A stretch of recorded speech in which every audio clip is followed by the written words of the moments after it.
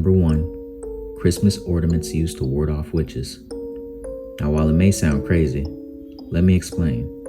The tradition of hanging tinsel, or things like treats or toys, are mostly German in origin, but the occurrence of using colorful glass-blown spears may actually be part of a creepy tradition dating back as far as the 17th century, across places like Britain and Ireland. It was around this time that glass ornaments, known as witch balls, were hung in cottage windows and were said to divert evil spirits, ill fortune, and of course, witches.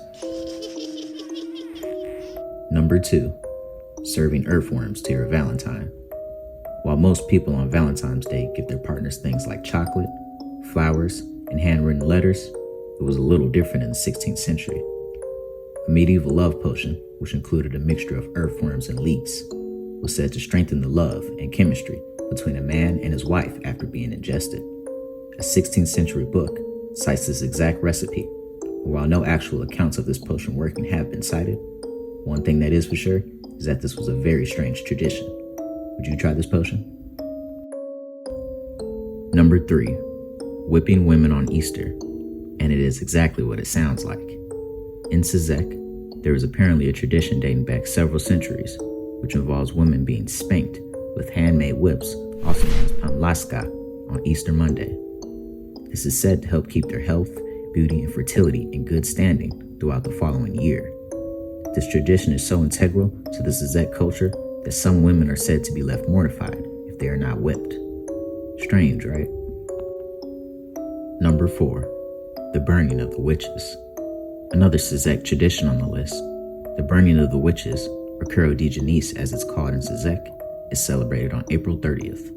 The pagan festival that dates back to ancient times involves people gathering to light fires and bonfires to protect themselves from demons and evil spirits. The gatherings typically involve the burning of an effigy, which was to symbolize the burning of witches that had brought the long winter before. This in turn marked the end of winter and the beginning of spring. Number 5. Eating groundhogs on Groundhog Day. The holiday, known for bringing the commencement of spring through a little mammal, needs no introduction. And while in recent years the little guy has been the main event, it wasn't always like this, as it used to be the main course. In Pennsylvania, the birthplace of the holiday, it was there that a great number of groundhogs were slaughtered for an annual feast known as the Groundhog Picnic. They were sometimes cooked by an expert and served with a variety of other foods. Number 6. Burning dolls for New Year's. Much like Szekely, in Ecuador, large effigies, or dolls, are burned during the day and night of New Year's Eve. Ecuadorians enjoy burning these paper-filled creations as they are said to represent the banishing of any misfortune or bad things that happened in the previous 12 months. Most of the dolls represent famous celebrities and politicians. These dolls are also known as monogoats.